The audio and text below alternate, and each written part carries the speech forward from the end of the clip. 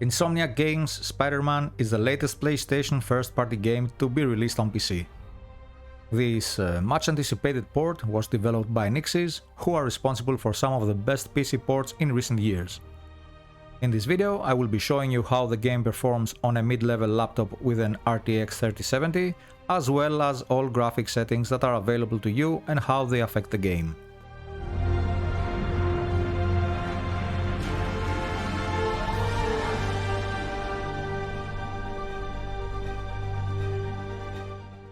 I'm currently away from my main high-end PC and PlayStation 5, so running the game on a laptop seemed like a very interesting endeavor. I will be running the game on the latest ASUS TUF A17 gaming laptop. I have a link in the description if you want to check it out, which sports an AMD Ryzen 7 6800H processor, which has 8 cores and 60 threads, and it runs up to 4.7 GHz.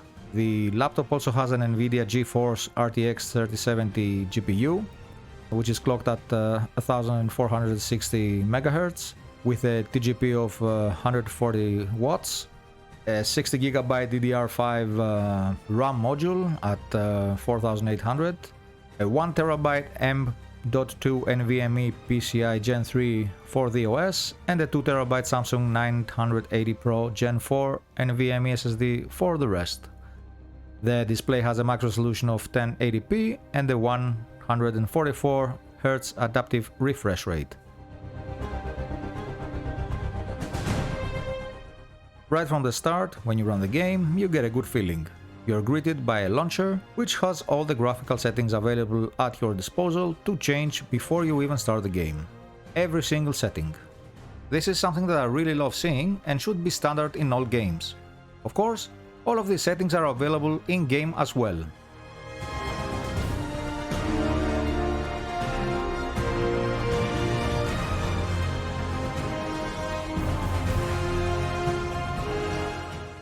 But before we go into detail about the performance and settings, let's start with the first thing you will encounter: loading times. As I mentioned earlier, my laptop is equipped with a 2TB Samsung 980 Pro Gen 4 NVMe SSD, with a maximum write speed of 7GB per second and a max read speed of 5GB per second, supporting direct storage on Windows 11, which is the OS I am currently running. So in essence, it should be on par with the PlayStation 5. Starting a new game from the main menu takes 4.83 seconds.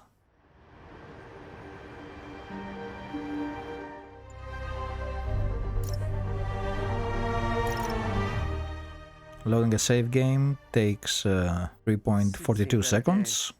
I think I can repair it at the lab. Loading a checkpoint takes an impressive 2.16 seconds. Better repair this suit before it falls apart even more. And loading a second save game takes again 3.76 seconds. A little bit slower than the PlayStation 5, all around. I really love all the options available in the settings menus in Spider-Man, and as I mentioned earlier, this really should be standard in all games. You can tweak the game to your heart's content, and the best of all is that any graphical changes you make, you can see them happen in real time, so you can exactly see what your changes affect and how they look. All this without needing to restart the game. This is really stellar stuff by Nixxes, which comes as no surprise since Nixxes Software is an industry-leading Dutch company with a 20 years history of assisting in developing, designing and porting games.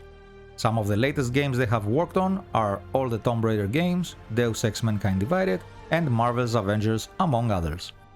No surprise then that Nixxes was acquired by Sony on July 1st, 2021 to work on some of the games that will be ported to Windows, including Spider-Man Miles Morales, which is scheduled to be released in the last quarter of 2022.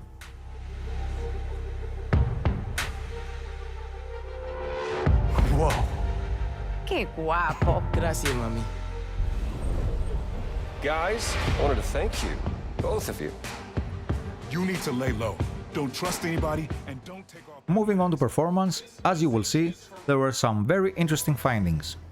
In the game, I've encountered some weird results. For starters, I couldn't get the game to run at a stable 60 FPS, no matter what I tried. There is excessive stuttering during traversal with CPU and GPU utilization fluctuating aggressively when swinging between buildings no matter which settings are used.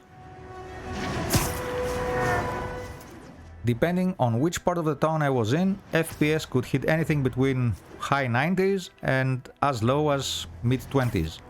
That said, frame rates and frame pacing were all over the place. But it's better to show you rather than tell, so let's jump into the game for some benchmarking.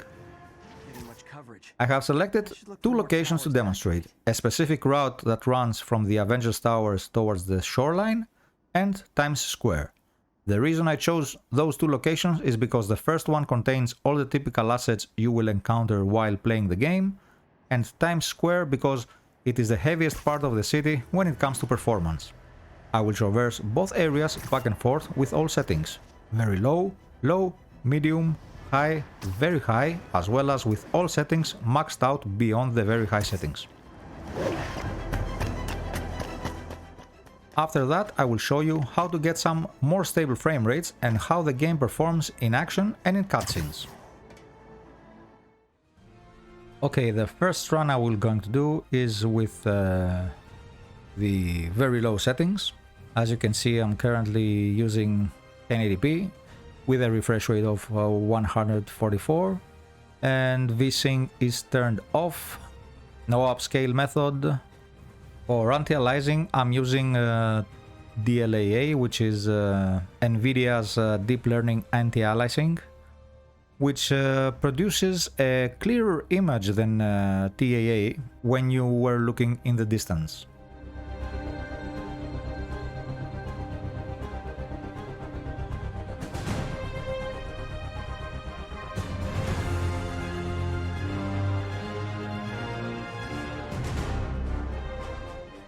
So we're going to change the settings to very low.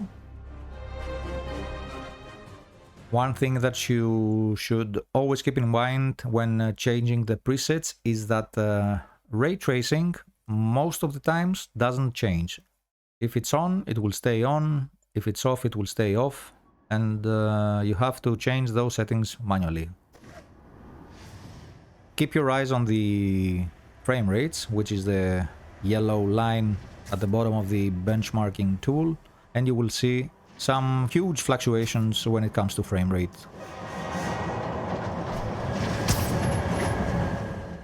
At the same time, CPU utilization is at 73%, reaching as low as 60% at some points and 81% at some others.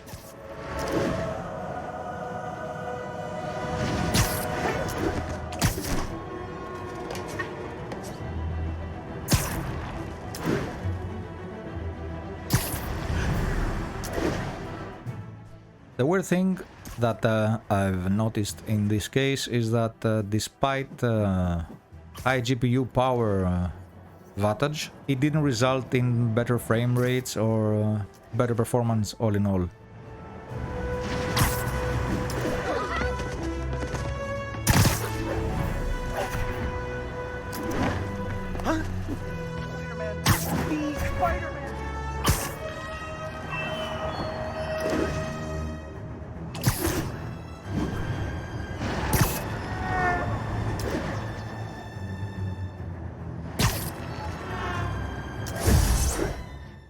As you can see, most of the time the game hits above 60 FPS on the very low settings.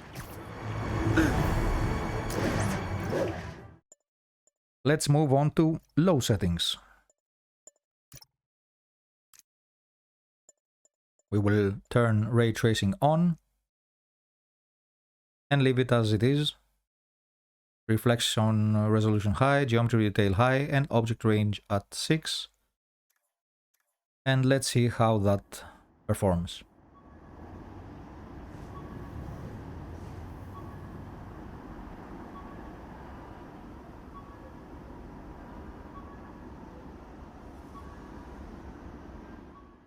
As you will see, GPU load is still the same, fluctuating between 57% and maxing out at 86% at times. with maximum power draw at 93 and the minimum at 85 at points. And the FPS expectedly dropping a little bit.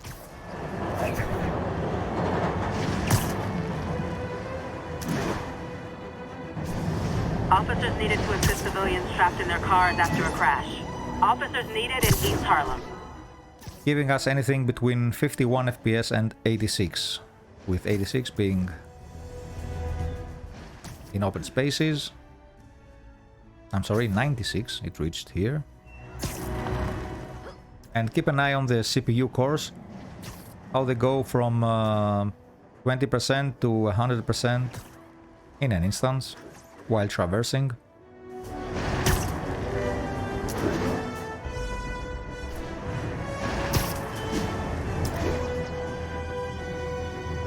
All units advised, kidnapping reported. Available officers, move on Yorkville. There we go, 100%, all cores.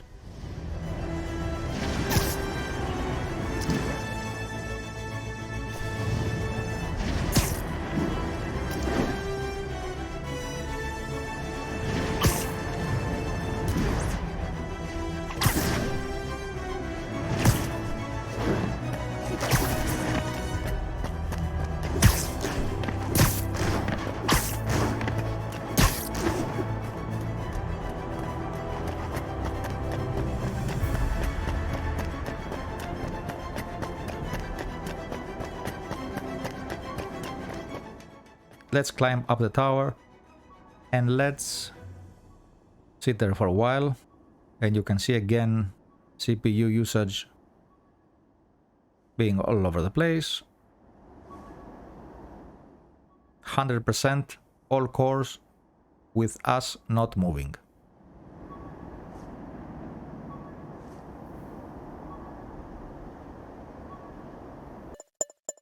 So let's change the settings to medium. The rest we will leave as it is. And let's see this run.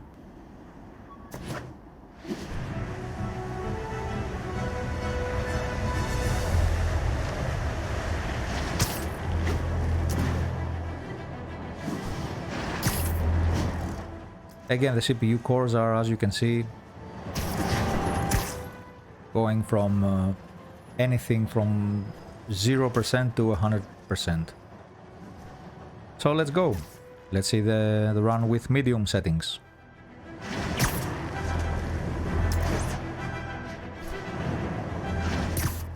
During this run, GPU performance, GPU load was between 47% and 89%.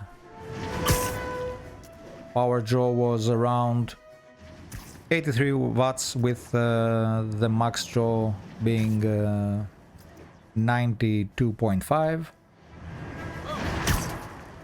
and FPS hitting anything between 45 and 71 FPS, as you can see here.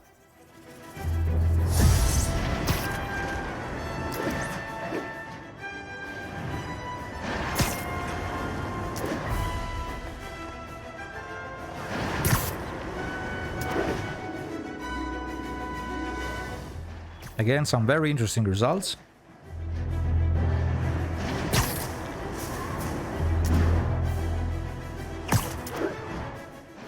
And by now you should have noticed that very low, low and medium have slight variation when it comes to GPU load and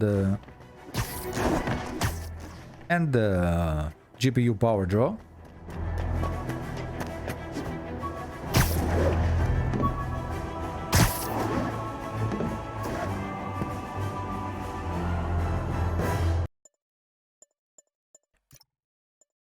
So let's change the settings to high this time. We will leave the rest as they are.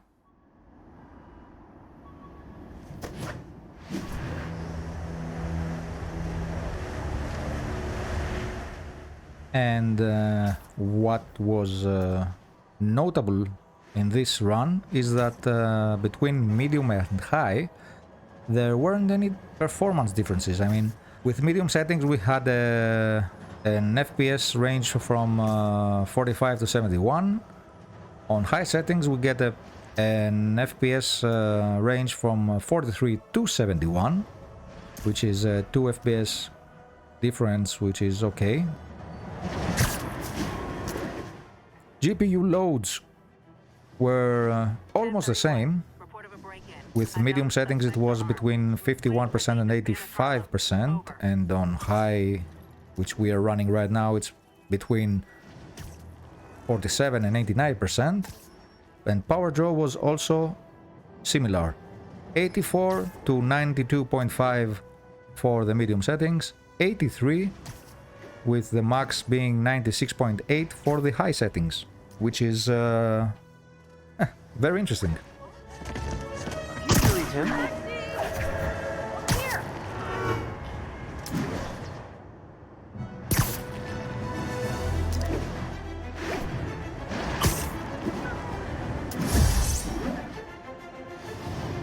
Attention units. Officers needed to assist civilians trapped in their vehicles. Officers needed at Great Team Mansion. Okay, next up are the very high settings. And we will leave the rest as they are.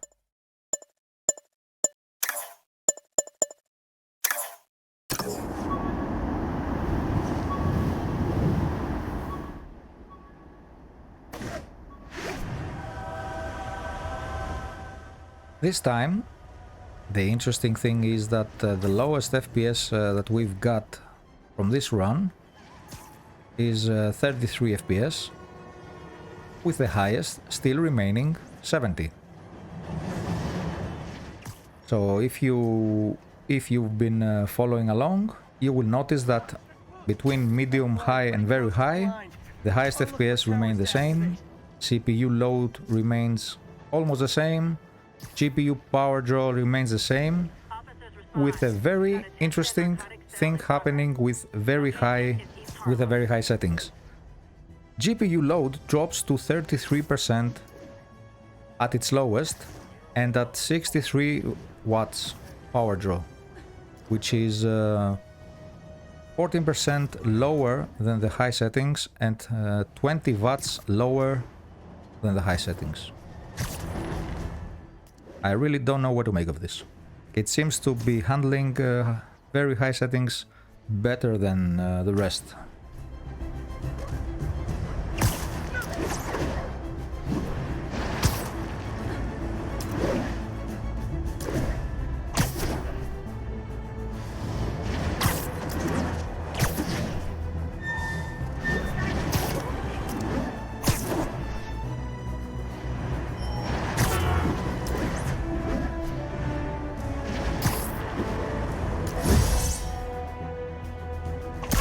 All units, we've got a situation involving civilians trapped in their vehicles. Officers near Vanderbilt, be advised.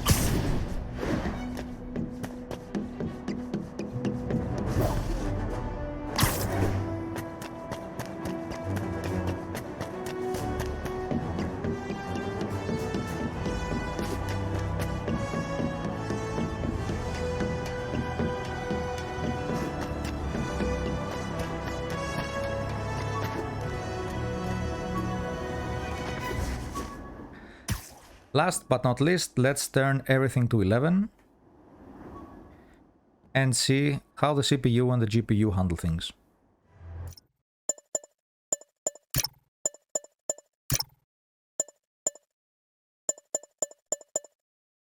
So we will choose a very high preset, object range to 10.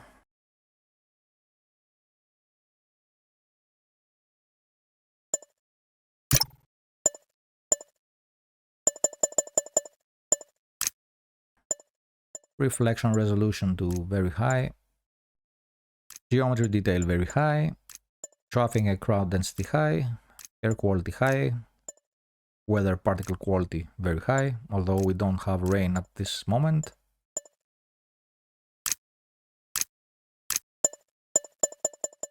And yep, all settings maxed out, and let's see how this run performs.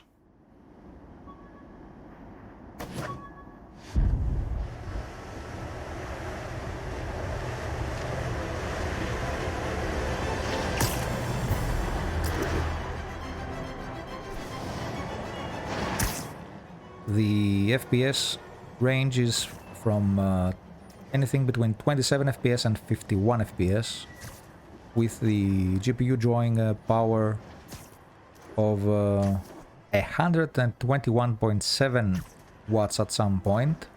But the interesting thing is not that, that is expected because we are running the game at its highest settings. The interesting part was that at some point the GPU drew just 55 watts of power and had a 39% off performance.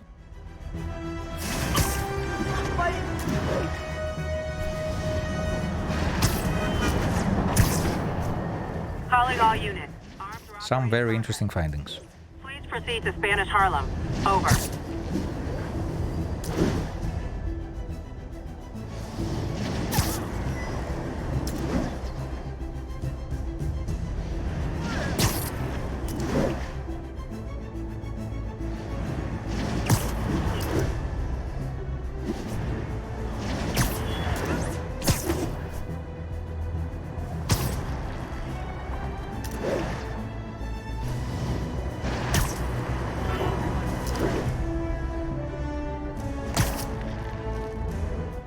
Incident is active near We will do the same on Times Square. Here, as you can see, the frame pacing was so bad that I totally missed the jump. And frame rates are really bad in Times Square, as you can see. We barely hit 30 FPS at times.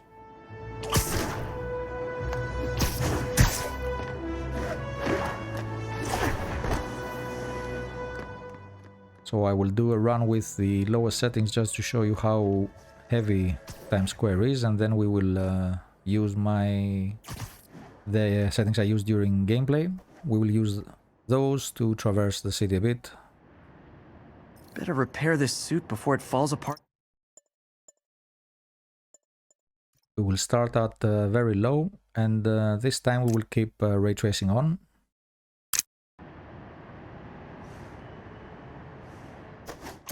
And as you can see, even with very low settings, we have we hit 17 FPS, 18 FPS this time, 43.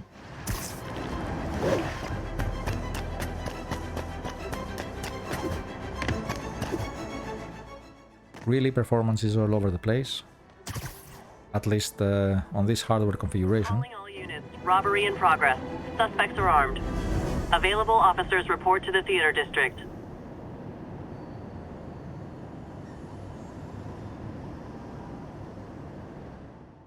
The CPU load is very high in Times Square, as you see.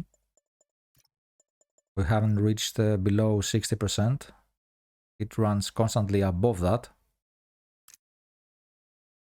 And the more we up the settings, the more intense it will be. I will put in the settings that I am using when I play the game. I will swing around Times Square a bit and then show you how it performs in the surrounding areas, and then show you how to stabilize the frame rates.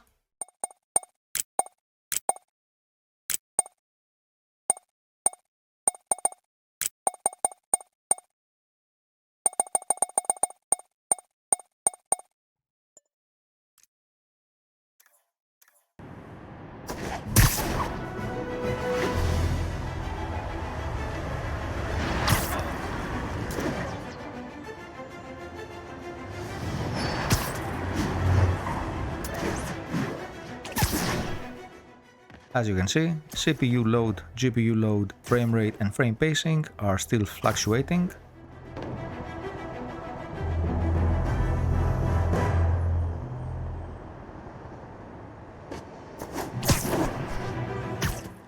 but this next tip will help stabilize things.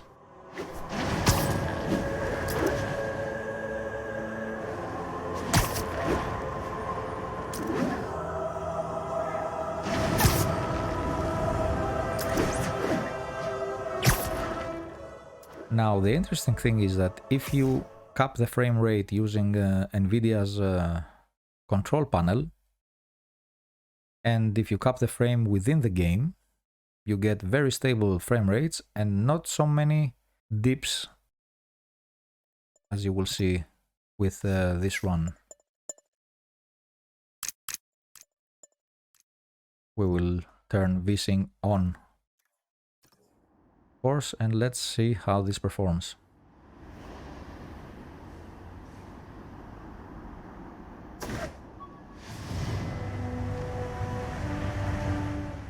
As you can see, gone are the very high dips in frame rates. We're hitting 60 FPS most of the time. Frame pacing is fairly stable.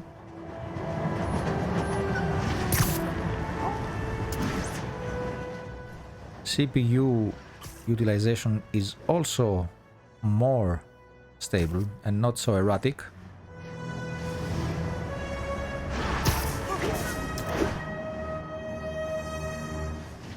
All in all, capping the frame rate seems to help the game perform way better than keeping the frame rate unlocked. Of course, this is for this configuration, for this hardware configuration. Your miles may vary. But if you have any setting recommendations, please leave them in the comments below and I will try them out.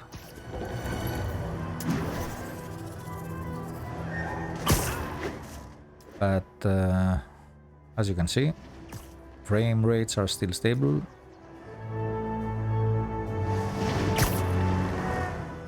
And we're getting a way better experience than before.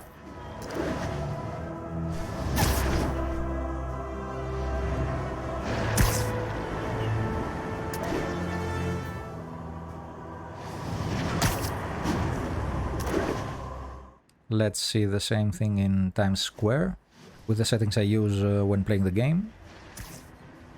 As you can see, above 50 FPS in Times Square, where we usually had 30 or below FPS.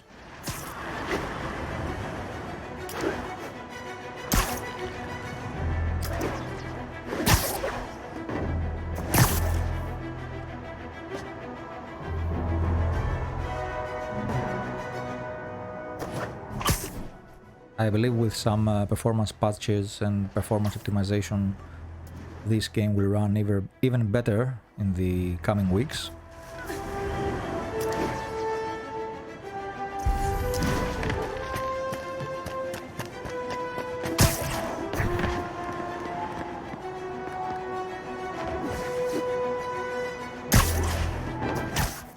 But for now, with some tweaking, you can enjoy the game in par with PlayStation 5 or even better if your CPU and GPU can handle it. Over.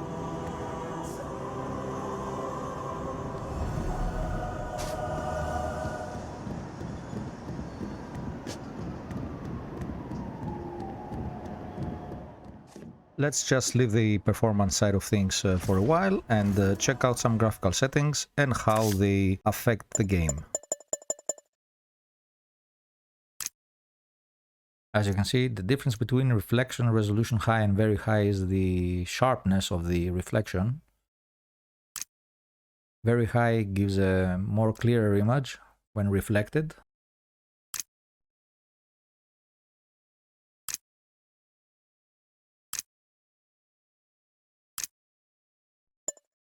And geometry detail, as you can imagine, displays the reflected meshes with more geometry and higher detail, as you can see. And object range, if you watch the reflections on the window, as you can see, the higher the object range, the more things are displayed, are reflected back.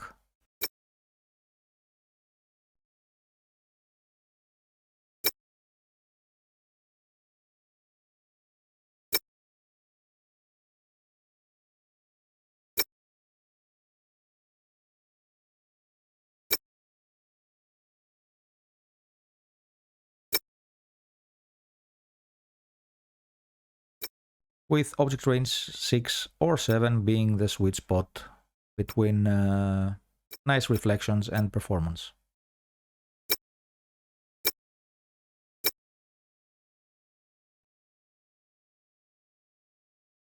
Now, crowd density and traffic density is not something that you can observe immediately. It's the only two settings that you can't see the immediate result of those changes, as they get generated as you play. So you will have to adjust them and just traverse around a bit and they will take effect. Hair quality is visible mostly in cutscenes. And if you're wondering how level of detail impacts graphics quality, just look on the far side of Times Square, where you see the trees and the bushes and how they get represented as I increase level of detail.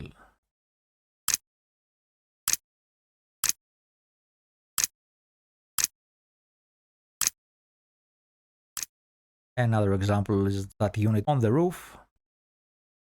As you can see, at very low, there isn't that box in front of it. At medium, you get some more geometry and some more detail.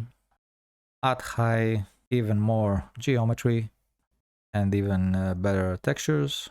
And at very high, as you can see, the air vents in front of the building and the windows themselves start appearing more clearly. That's it on the graphical side of things, so let's traverse the city a bit and see how the game plays in action. We'll do some combat and a cutscene, and that will be it for this video. All units, we've got another break-in in progress. Officers needed on scene in Clinton.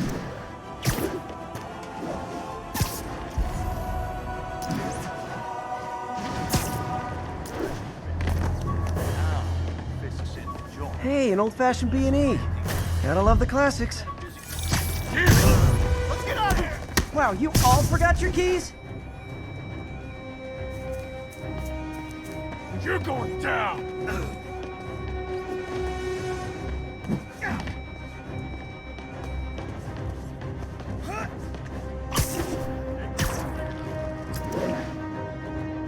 Get away from me! Get the hell out of me!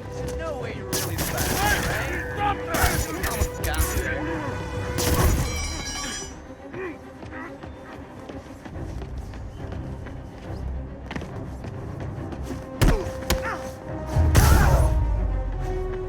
The full set? I should get extra credit for this. It's not a solid 60 FPS, but during gameplay you really don't notice it. It is there, I mean, but during action scenes you're so into the game that you barely notice the drop in some frame rates below 60.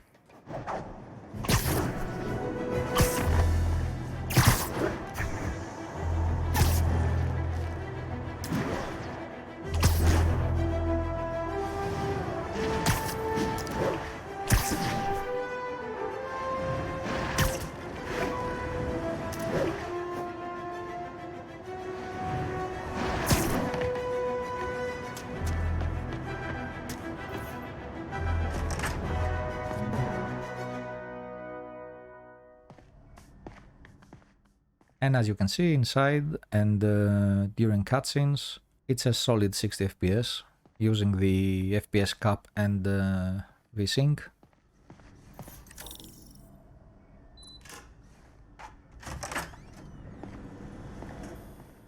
In conclusion, GPU utilization was never maxed out, as you witnessed, with a GPU load fluctuating between 39% and 89% load on average.